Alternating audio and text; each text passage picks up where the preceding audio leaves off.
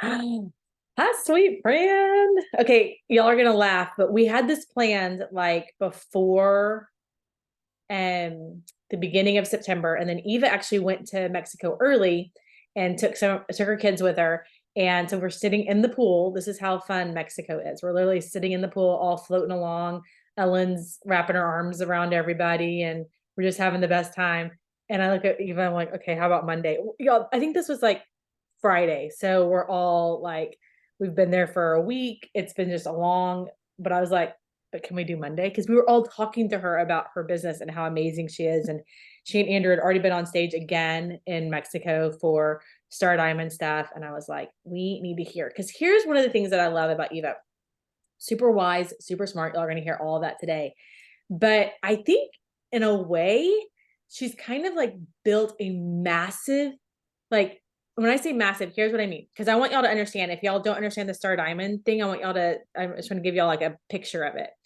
Eva has 5 jewel legs under her primary account. So she signed up just like all of us, went silver, senior silver, even though it didn't exist, gold, senior gold, all of those things, and built 5 individual legs to jewel. One of those legs is her husband, Andrew, who also has 3 jewel legs underneath him. So it's not like she's done it all, but she hasn't like begged for notoriety. She hasn't begged for the microphone. She hasn't begged for recognition. Like we all like being recognized for what we do, right? Like that's fun. But I think there's a little bit of like quiet humility that we've gotten to watch where all of a sudden we're like, Eva, what are you doing? Like, what have you been doing the whole time? So here's what's amazing is she's been doing it since the beginning. Like she's been growing. It wasn't like she had this massive, all these legs showed up at one time and then all fell away or anything like that. It's been steady Eddie growth the entire time through. So if you missed what I posted earlier, Eva's a 5-star, her husband Andrew is a 3-star. They live in Canada. They have a really neat like story of just meeting not in Canada. And just God has just taken them through such a journey of life and just business. And so, Eva, I'm so excited for you to share about how you got started in this, like what introduced you to this. She's our very first Canadian diamond. So, doing it. So, if any of y'all are like, oh, I don't know if I can do this, I'm older or I live here or whatever, like just know this person did it in a country where no other diamond had ever built the business before. So, she was literally like, you know, kind of trudging along, like, weed whacking and macheting her way through this business when we didn't even exist really in Canada except by name. So I want you to hear a story. I want you to write down the entire time you're listening how this applies to you, how this will change how you show up in your business over the next 24 hours, but the next 2 to 4 years too. Like, how will this actually change what you like a pivot that you're going to do in your mindset and in your business going forward? So I'm going to be quiet now. And Eva, I'm just going to give you the floor. Whoa, intro. Thank you, Andrea. And feel free to like ask questions throughout. I usually do well with the interviewing, but anyway, thank you for all of that. While you were talking, I wanted to interrupt and say, but wait, there's more. Like technically when we started in Canada, we were not open in Canada. Like I would have problems with products or issues and people not getting their stuff or whatever. And I'd call corporate and they'd be like, customer service, and they'd be like, we're open in Canada. I didn't even know that we shipped to Canada. They would say stuff like that to me. Okay. So this is like, I know I do that too. I'm like, oh, that actually happened. That happened many times. So we joined it actually yesterday, day before, it was my 10-year anniversary. And Kristen Love, now she messaged me. We had known each other through a homeschool group. And she messaged me and said that, well, she sent me this big copy and paste. She was brand new and she sent me this big copy paste message. And I thought she got hacked, like, because it didn't sound like her. We all start out like that. It's just a good reminder of how we learn how to message people. But because I trusted her, I'm like, what are you talking about? Did you get hacked or what's up? And she's like, no, it's this thing that I'm looking at. I'm starting and I think you'd be interested. And I didn't understand. It was a compensation plan video on it. And I didn't understand that at all. And I just gave it to my husband, and he had been researching and looking for something to do from home for about 5 years. So he's a numbers guy. He loved going through compensation plans. And when he watched this video, he was like, honey, this would be worth our time because they pay fairly right from the beginning. I can see this working long term. But I was definitely a no, because I don't want to do the thing. I had this whole idea in my head of what network marketing was. It was basically fancy people going on stage with trophies and like selling snake oil. That was my like vision of what I thought network marketing was. And so when I message people now or talk to new people now, I try to remember what it felt like back then, like what I thought it was then. People don't know what they don't know. So when they say no to you or not right now, it's oftentimes because they don't really understand what you're doing. So sharing with them really simply what it is that you do might really help them just get a different vision in their mind. So anyway, we signed up for the products, and because when I looked at the products, I was already into natural health. What I was doing at the time, which was making me zero money, I was making homemade salves and tinctures, like teething tincture, which is still something I make now to this day. But that's what I was trying to sell. I loved herbal concoctions and anything to do with natural health.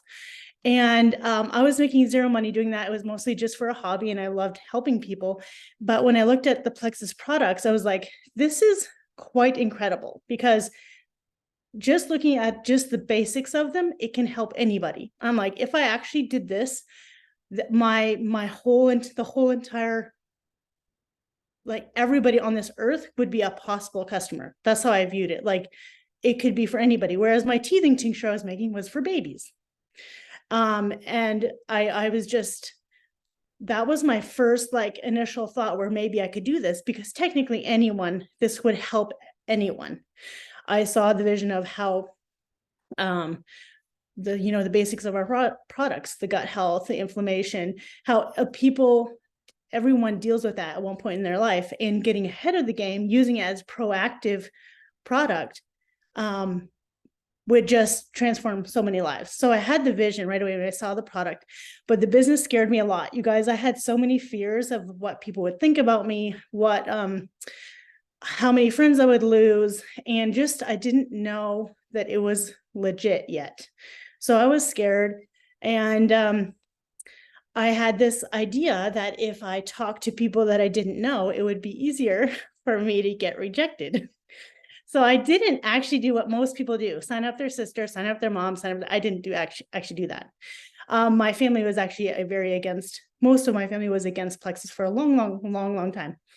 My mother-in-law actually just ordered for the very first time ever, like last month. So 10 years. So it wasn't my family, it was like random strangers. And the reasoning behind that was like, if I got rejected or if they thought I was crazy, they wouldn't actually know me and it wouldn't affect me. So I was protecting myself for fear of just not having any more friends, or what if it went wrong. But what happened was my upline put me in a group of women who had the same vision as I did. And my vision was, if this worked for me, if people are actually making money, I always ask my upline to see her paychecks, because I wanted to see if it was for real.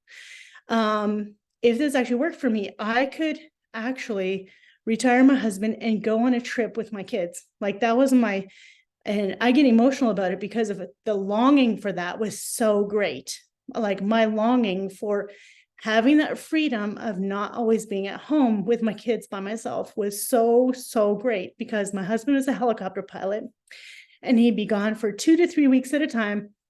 I was at home with 3 little kids, and I was like, we could change our life. Like we could do this. And it was my upline adding me to a group of other women that were doing the same thing that really inspired me. It wasn't the numbers, it wasn't even the products, even though those were amazing. It was like seeing other people do it, seeing other people ahead of me. If they can do it, I can do it. I didn't have high belief in myself, but I knew that humans are humans. Like there isn't anybody that is more special than the other person. You can always learn the skill that you need to learn in order to do something. I had a very grit mindset. I've always had that since I was a child. I could I felt like I could do anything as long as I just learned how to do it. So that really helped me, was having that kind of mindset. I wasn't a giver upper. And so it was hard, you guys. I started working about 2 months after I signed up. And I had 30 customers, all by just posting and sharing what I was doing and inviting people to go with me. That's really the basics of it. What I was doing, telling people why I was doing it, inviting them to do it with me, with products and the business. I always shared the business as well as the products. And I had 30 customers, and that was the Canadian border decided that my customers weren't allowed to have their products because of one ingredient that was in the Plexus Slim at that time. And so they took all of the bags out of everyone got an empty bag from Plexus, let's just say. They still sent the bag, okay? So I had 30 people who were like really mad at me. And I had to really decide if I was going to, like, is this the end, or is this, because that just seemed like everybody got scammed. But talking to corporate, they're like, we are going to make this right. And they did. They made it right, and they sent extra. They sent everybody, they figured out what happened and why it happened, and they sent it to him. And that really built my belief that they're like, we will take care of this. And it's been like that through my whole journey. Anything specific to Canada or other issues that have happened, they've always made it right. They've always, and above and beyond. So that helped me build my belief, and the fact that I decided not to quit, because I mean, my sidelines weren't quitting over hard things. So there's no way I could do it. So, I ended up going gold that next month because all of my customers transitioned to ambassador, and I went gold that next month. And I basically ranked up every other month approximately till I was senior ruby. But I did all of this basically alone. I hadn't learned leadership. I was very scared of leadership at that time. I didn't want to lead people. I just wanted to get the points, make the money, and go on the trip. By March, I had saved up enough money that we could go on our 10-year anniversary trip. We had never had a honeymoon, and we went to Cuba. It was amazing. And you wanted to hear some fear stories. When I was Ruby, senior Ruby, which was, I know it was almost a year since I had joined, I decided that I had to stop avoiding public speaking and doing presentations and doing events, because I hadn't done one up until then, except for little coffee dates and stuff, but even those scared me. I decided if I don't do it, my team's never going to do it. So I set up this event. I drove about 7 hours to get there. I was doing it for a couple of my girls that had gone silver in Southern Alberta. And I was freaking out, you guys. I was freaking out so hardcore. I still get nervous. I very much struggle with public speaking. And I went up, I had my products there, I had my notes there, and I was going to do this awesome triplex presentation. And I was like 2 sentences in, and all of my notes were blurry, and my body was just working against me. It was trying to protect me so bad from dying that I felt like I was dying. I couldn't finish my presentation. I was just into the first product, and one of my silvers took over for me. She came up, she saw I was basically passing out, and she put her arm around me. She's like, thank you, Eva, for sharing that tidbit about ProBio 5. I started at the ProBio. And I didn't even like do an intro or a welcome or nothing. I was just like, oh my goodness, you guys, it was so bad. And she takes over and she sits me down, and I'm just like dying. I had my 3 little kids there. I had taught them how to sit by the wall so I had no babysitter, I had no nanny. My husband was away. Like I was like so much, you guys. And I was so ashamed. I don't remember anything else that happened that whole event. Like I don't remember anything. And I went to the hotel that night, and I called Andrew, and I just said to him, I'm never doing that again. Like I will never. And he knows me so well. He knows I like to compete even with myself. And he's like, oh, don't worry, honey. You don't have to ever do that again. I'll just do all your events for you. And I was like, no, you're not. And I was like, okay, I got to get a hold of myself. This can't be the end of my journey. I've gotten this far. I'm just going to have to learn how to do it on a smaller scale and just do it small time. And that's what I did. I started smaller and I got bigger and bigger with doing the public speaking and the presentation. But guys, if one of you is as scared of public speaking as I am, like even turning your video on a Zoom was like deathly scary to me. And speaking on one of these, so scary to me. Practicing and recognizing that you have value to bring that someone else doesn't. What really helped me was thinking about one person in the room. And I really analyzed why that happened to me. Like, why did I react that way? Why was that such a scary thing for me? Or why did I almost shut down and almost give up? Is because I was thinking about myself. I was thinking of myself the whole time. I was thinking about what I sounded like. Do I have my information right? What do I look like? And what are they going to think of me? Like, I was thinking of myself the whole entire time. And I don't even remember who was there, you guys. That is how much I did not focus on my audience. And so switching over, turning that mirror around and recognizing that there's one person in this room that needs to hear exactly what you have to say, and focusing on that. There's just one person. If you're afraid of the group of people, there's one person that needs to hear exactly what you say. It doesn't matter what anyone else thinks or says about you. This one person is here to hear what you have to say. That having that thought and that mindset before I go into something scary really, really helps me. I hope that helps you too. Anyway, there's some examples of things that happened in my journey. I don't know what else you wanted to hear, Andrea. I went Emerald like 4 months after that. So that was the end of 2015, 14. Anyway, and my biggest team that I had under me was Senior Gold, and that was my husband's account. So I didn't have a lot of builders at that point, but I was building a lot of vision and vision casting a lot for people and learning. I find that my leaders, when I tell them like, what did I do? Like, how did I inspire you? How come did you decide to go to Jewel with me on my team? Because other diamonds ask me these questions and I'm like, oftentimes don't even know what I did. And they tell me it's because you always did the scary things. And you showed people that you were doing the scary things, and you were so, so inspiring. We always felt like if Eva can do it, I can do it. So if you guys feel like I can't be like Eva, I can't be like Andrea, I can't be like Becky, I'm not like them, that's a good thing. People want you to show up like you, and your team wants to see you succeed in how you are. So let them see your fears, let them see you struggle, let them see that you're succeeding in something. Stop hiding, stop playing small, and stop hiding those struggle things, because people are so inspired when you overcome something, and they were part of that journey. They were part of seeing that happen for you, and it like lights them up like nothing else for them to be able to recognize something in themselves that they could do as well. Anyway, I could tell lots of other stories that happened along the way, but it was after Emerald that I started going into leadership. I was very, very scared to lead people because I felt I had to be a certain way, and learning that this mindset of you are bringing value to one person.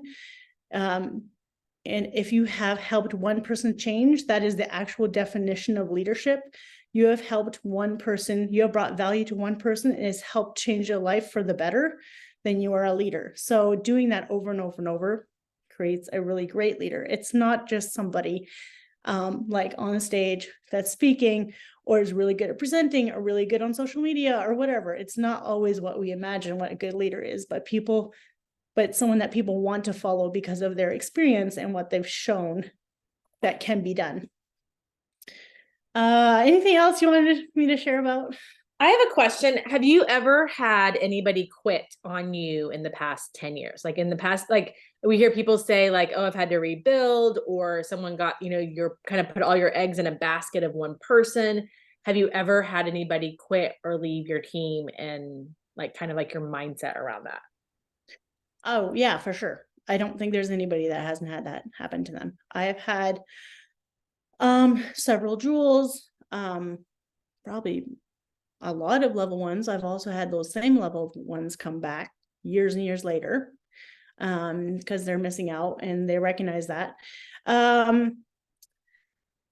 I don't feel like I think about it a lot or a lot. I don't spend a lot of time thinking about that. I think like it's not good timing for them, or it wasn't what they needed, or they wanted to do it with somebody else that they related to better than with me. There's so many more people. Like, I love Sheila Medina's like, get out of the way, there's more people in line kind of thing. Um, I don't spend a lot of time thinking about it. It is hard, and I've definitely shed tears over certain people that have left, but it's their life. They get to decide what they want to do with it. I can't let that set me back. I think there's so much wisdom and just like just your demeanor, even when you're talking about it, is it's like that. I think that goes back to, it's not about me. That wasn't about me. It wasn't about Eva. It wasn't about, anything other than just where they were in their place. So I just think Yeah. there's wisdom in like having that stance of like, yeah, people have left. Like, it's here for a decade. People are going to, even if you've been in for a couple of months, like there are people that it just doesn't connect with. Yeah. I think that if you have a long-term mindset, like if you're all in and you're a lifer, like those kind of things just seem like a small blip in your journey. So it's when you have like a scarcity mindset where you're like, if one more bad thing happens, I'm out. So you're already prepping your mind, and you're already prepping to be out. Like, you're just waiting for that one thing to happen. So yeah, having a long-term mindset will definitely help you see those big moments as just a small moment in your journey.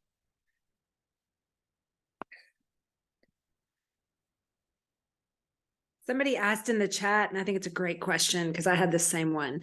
Can you give us an example of what vision casting with your team looks like? You said your team was saying that one of the big things you did with them, even from the very beginning, and I assume you still do, is vision cast. What does that look like?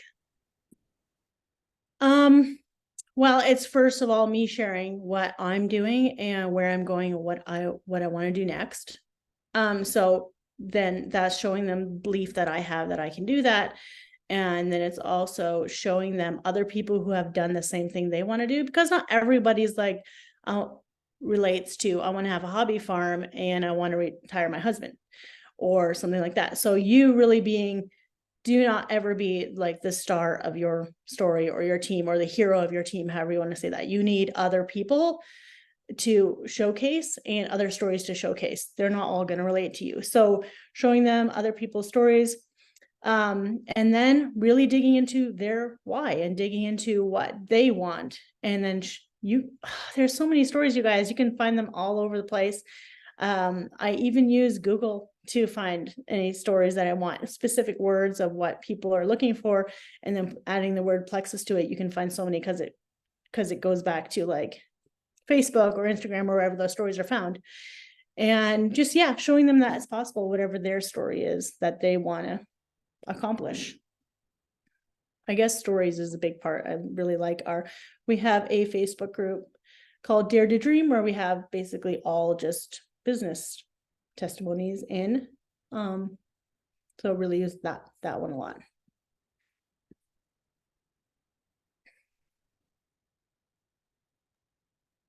I'm curious, where did you find, like, where each one of your jewels, like kind of where did you find them? Like you said that at the beginning that a lot of people were strangers.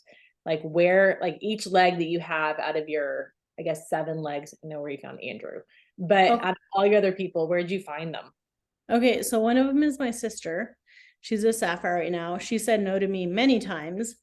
And basically she had to move away from her province and she had to move to my place for different reasons. And that's when I convinced her to at least try to do it. She was introvert and she's like, I don't think I could do it. But yeah, my sister, she just changed her mindset completely on introverts can do this too. You got to have her on one of these calls sometime. She's amazing. So my sister's one of them. One of my husband's cousins, who I didn't even know before Plexus. He's very disconnected from his family, and I just kind of got to know her through Facebook. So she would have been a stranger, even though she's Andrew's cousin. A couple of girls from one girl is from my church years and years ago. She also said no many times to me. She joined because she saw a ProBio 5 post that I had made for her son. And that's what got her interested. But she's like, I'm not doing the business. But over time, she was like, I also want to have freedom for my family, because I kept sharing the business with her. Jessica Hugendorn, she's a naturopath doctor. She was just off of Facebook. I met her through a mutual friend, and she said no to me probably the most from anybody like ever. Her story is very interesting. You should have her on here too if you haven't had her on.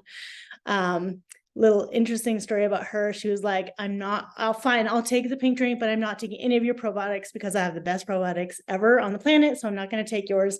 And then maybe, I don't know, like 5 or 6 months down the road, she made me take care of her whole account too. She wasn't even going to touch it. She wasn't going to sign in. I'm not doing it. And one day I go on her account to make her order or whatever I was doing. And I saw she had ordered the ProBio 5. And I'm like, what was that?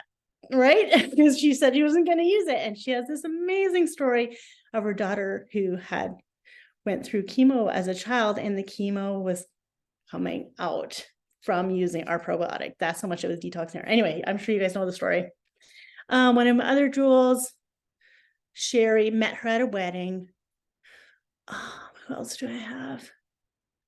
So yeah, I have a good mixture of people I knew, but then also, yeah, got to know over time. But this is like, Eva, this is where my insane curiosity with you gets piqued, because I think there's a lot of people on this call that have had high caliber VIPs. And one of the things that I definitely see in my life is I've had some really high caliber, wonderful people on the products. But you're doing something with your high caliber people. Well, first of all, you're pursuing. And Jessica Hugendorf's story is absolutely one of my favorites. I heard it as a sapphire, and I was like, well, who is Eva Schmidt, who was so bold to not only reach out to this woman, but when she said, you have a trash probiotic, why would I buy it when I have medical grade? Like, you didn't leave her alone. Like, how? So Yeah. that tells me, like, you've got a lot of tenacity. I want to hear a story about that. But also, when you've got someone that you're like, do you think of someone and go, they can do it? And then where do you proceed from there, especially when they start to give you pushback? What's your natural response? Okay, so with Jessica, and I'm not going to claim this works for everybody, it was just that I was able to look past my own rejection. Like, she had rejected me several times, and look past that feeling, that gross feeling that you get this happened to everybody. And recognize that she could one day see what this really is, and it would help a lot of people beyond her. So I wasn't just thinking about me. I wasn't just thinking about her. I was thinking about everyone else that she could help, because she had a huge network. And so instead of just always me asking her if she was ready or if she really wanted to look at this, all I did was share stories with her, because I saw on her page, all she did was share stories, natural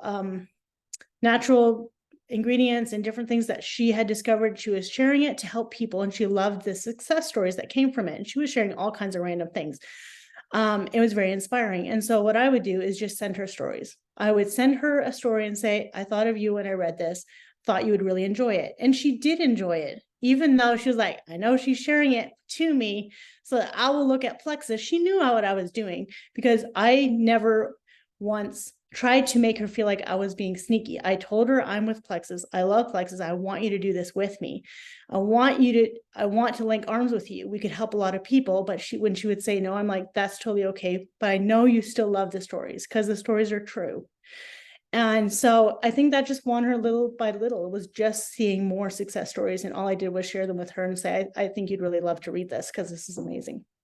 I didn't try to sell her on the products. I didn't try to send her product information, because she can research all of that on her own, which is what she ended up doing, was spending weeks. Like, she says she spent sleepless nights researching the products once she was curious enough to do that. So it was just the stories I sent her. By the way, if you're listening to this conversation, you're like, well, what's so special about this girl, Jessica? She is a GAPS doctor, meaning that she's a specialist in the study of the gut-brain connection and gut health and psychological stuff. And so, like, this literally was her wheelhouse. And Eva is just enough of a baller to She called me a bulldog.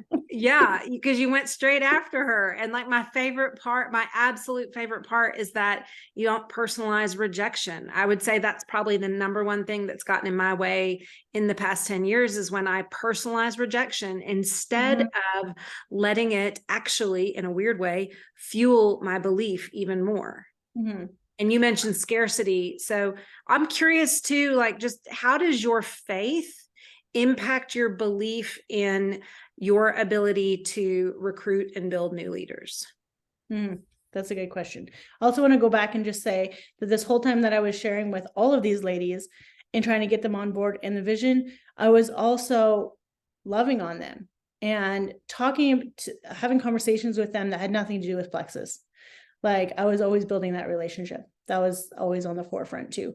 Okay, so how does my faith come into this? That's a really good question. I think it's because it's just a thing that is every day for me. So I'll have to think about it for a bit. I guess it's how you view people. The way we are created and made by God to connect with people. This is like the best industry to be in if you really want to get good at that and really want to practice influencing someone's life for the better. Knowing that I have solutions for people that go way beyond my own products is really helpful to me, because I'll know I'll always have that. Let's say they say no to the business and no to the products for till the end of time, and they never ever sign up and they never do anything with it. I will still have created a relationship with them that they might one day remember me for, and know my love for God, know my freedom in Christ, know those things about me, that I could give that solution to them one day. So it's a very more than long-term mindset, but eternal mindset. I would say that's, I guess, the biggest thing.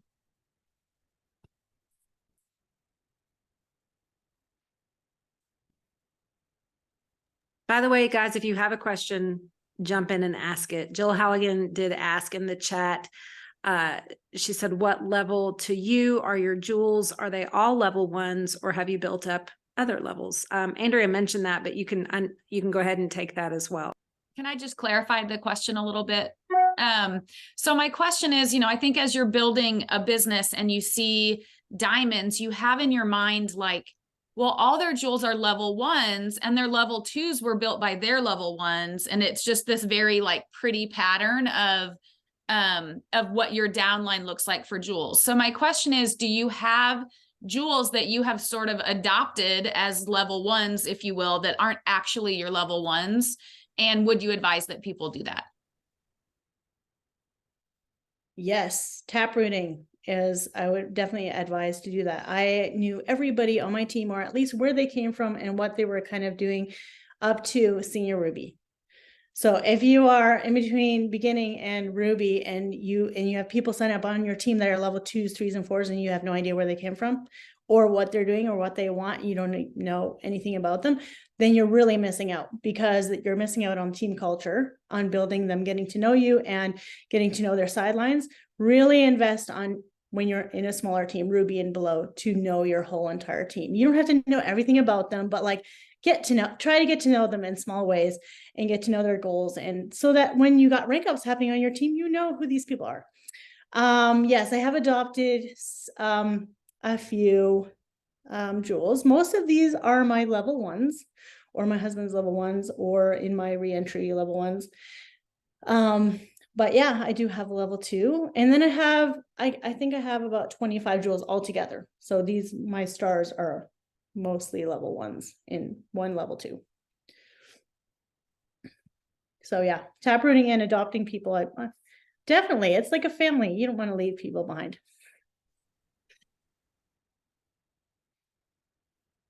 I guess I should open the chat too and see if I see any questions.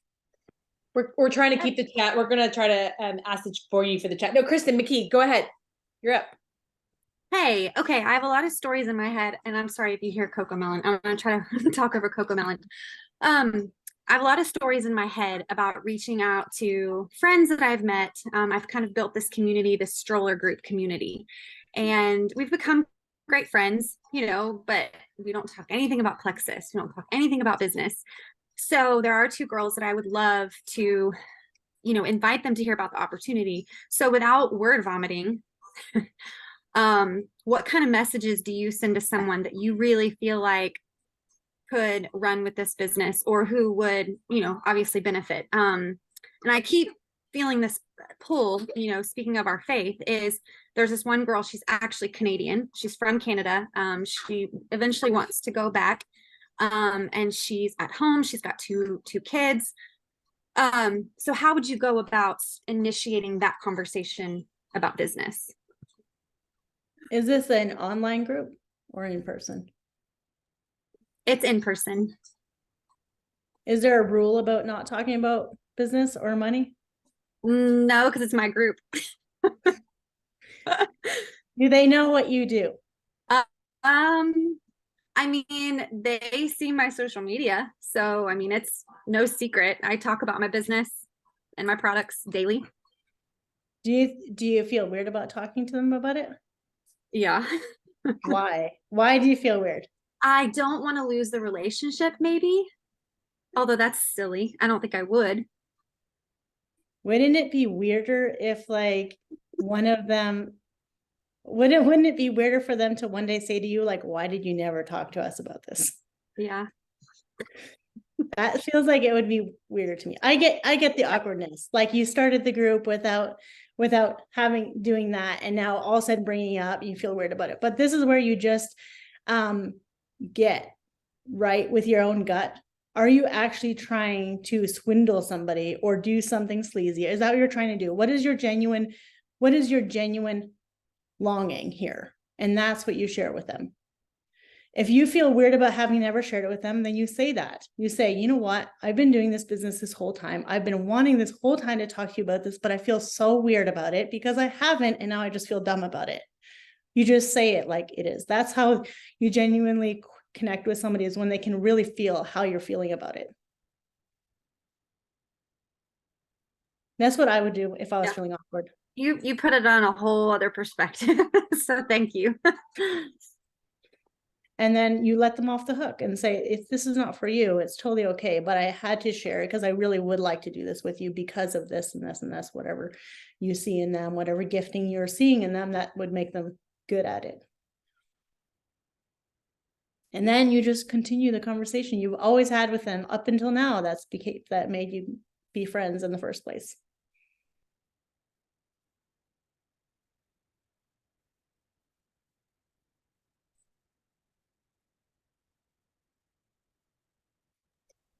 It's a couple of people have asked, and I think they asked earlier too. You've built under Andrew's leg. Andrew is a jewel, and obviously he has 3 jewel legs under him. Going back, would you do it the same? How would you do it smart and wise? I know you've thought about this because we kind of talked about this in the pool a little bit. How would you, when would you, like, is there a certain time that you're like, I wish I had waited until here to build Andrew's leg, or I wish I had done it like this? Or I know there's a lot of spouse. Well, go ahead. If I had waited, I would be more stars than I am now, which would be awesome.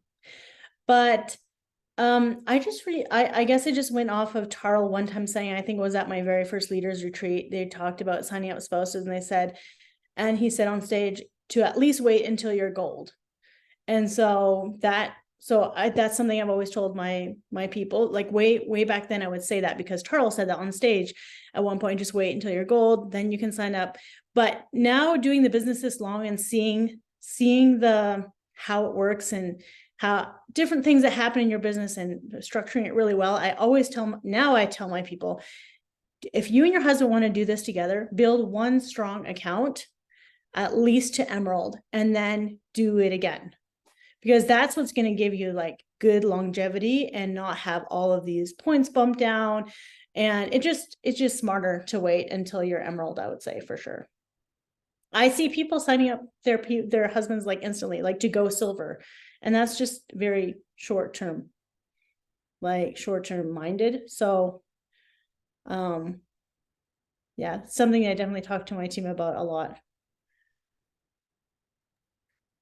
I love that. I'm going to wait until, anyone asks a question in the chat, because y'all are definitely welcome to ask a question in the chat. Or if I see you unmute, then I'll know that you're like wanting to ask Eva a question directly. But thoughts, what are the expectations that you had of your uplines? I mean, Kristen Love, and then her upline, like there was they all had a lot of jewels that they were, working with simultaneously. Like, so where did you plug into them, and where did you kind of have boundaries with your downline of, I can only do so much with so many people? You have a massive team, and the goal for everyone here is really to have 4 massive jewel legs wide, like wherever you are, whether you're senior gold and you want 4 gold legs, or you're senior ruby and you want 4 ruby legs, or 5 really, legs that are strong.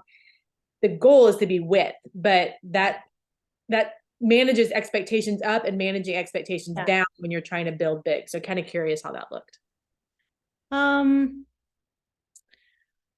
think that's kind of an upper level question, but so I would say Ruby and down, I included pretty much everybody on my team with anything that I was doing. And I tried really hard to have a connection with each person there. So that didn't really change much for me. It wasn't like I was doing everything for them or answering all their questions. I would definitely always, if somebody would ask me a question on the side and she was my level 3, I would make her go and ask the same question in one of our chats and tell her that it benefits everyone to see the question. So I was definitely not spending time going and answering all these people's random questions. Definitely not. We were utilizing chats a lot. But managing expectations beyond that, once that you can no longer do that to a certain point, that's where I just focused on my top levels. Mostly there were some people I obviously adopted, but focused mostly on my top levels.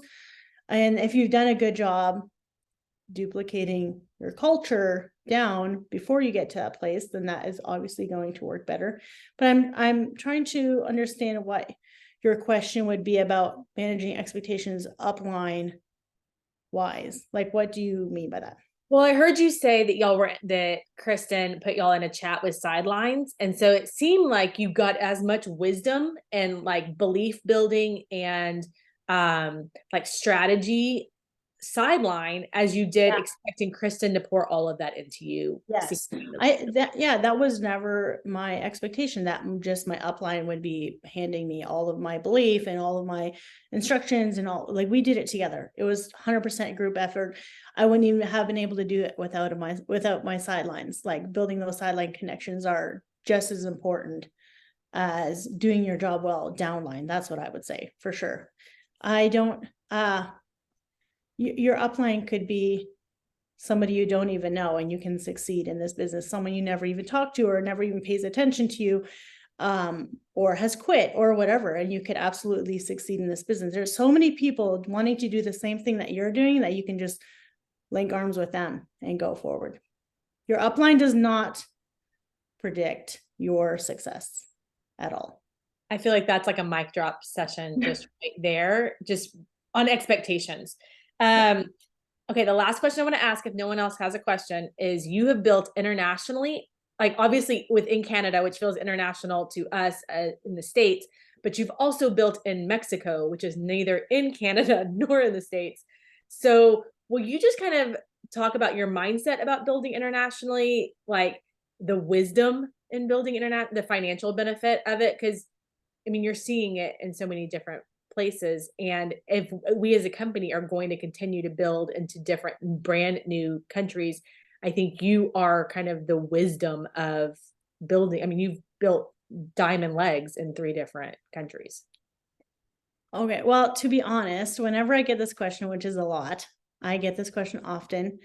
I feel like people make borders in their own minds of why it would be harder to get someone in Mexico or in Canada. Like I have to learn the whole website, or I have to learn their products, or I have to learn this and I have to learn that. And so different is. So when you do that, you're already setting yourself up for that's probably going to be impossible. So I'll probably not try it and I'll just let somebody else do it, kind of thing.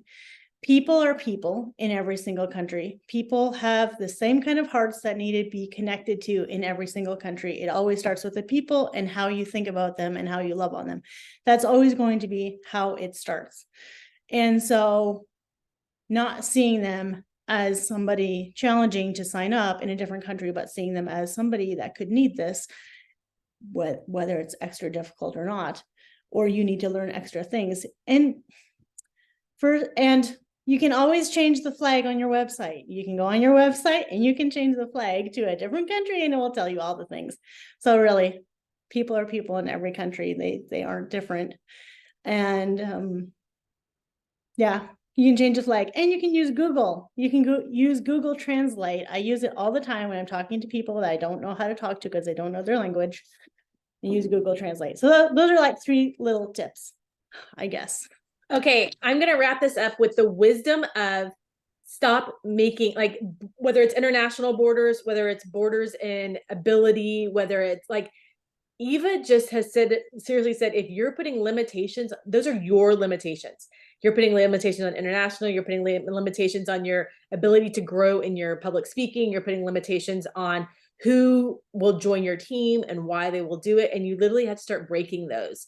And I think there's so much that, I mean, I can literally look back and go, well, that makes perfect sense. Eva's like, that's on them.